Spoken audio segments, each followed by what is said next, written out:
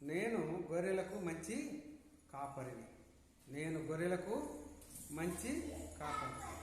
యోహాను సువార్త 10వ అధ్యాయము 14, 15 వచనం చూసినట్లయితే, నేను మంచి కాపరిని, గొర్రెలను ఎరుగుదును, నా గొర్రెలను నన్ను ఎరుగును.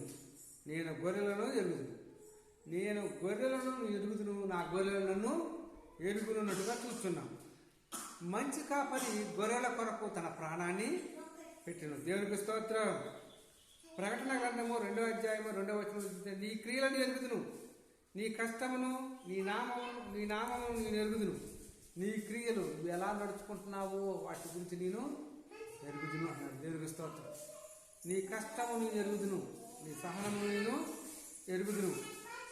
కనుక యోహాను సువార్త 10వ అధ్యాయం 27వ వచనం అయితే, నేను వాటిని ఎరుగుదును, అవి నన్ను ఎరుగును. నేను గొర్రెలను ఎరుగుతాను, అవి నన్ను ఎరుగునట్టుగా చూస్తున్నాను. యోహాను సువార్త 10వ అధ్యాయం 11వ వచనం, నేను గొర్రెలకు మంచిగా వెంబడించును.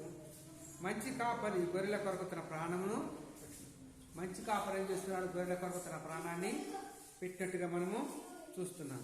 ఈ లోకంలో మనం మంచి కాపరి, ఈ లోకంలో ఎవరయ్యా అంటే, నేను ప్రకటించే ప్రభు అయిన యేసుక్రీస్తు మంచి కాపరి. మంచి కాపరి కనుక ఈ గొర్రెలమైన మన కొరకు తన ప్రాణాన్ని పెట్టి మనము పొందవలసిన శిక్షను ఆయన పొంది మనల్ని రక్షించడానికి ఈ లోక కాపరిగా ఆయన లోకానికి వచ్చినట్టుగా మనము చూస్తున్నాం. కనుక ప్రభువుని ఎరుగును ఉన్నట్టుగా చూస్తున్నాం. దేవుని యొక్క 2 తిమోతి 2:19, దేవుని యొక్క స్థిరమైన పునాది నిలకడగా ఉన్నది, ప్రభు తన వారిని ఎరుగును అన్నది. ప్రభు నామమును ఒప్పుకుని వాడు దుర్నీతి నుండి తొలగిపోవాలి.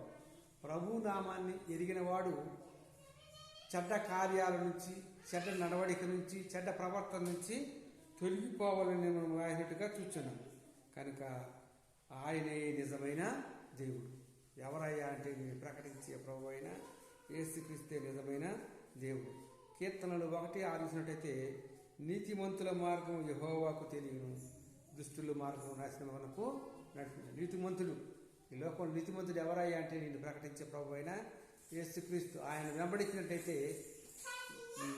వెంబడించినట్లయితే మనము పరలోకానికి చేరగలము.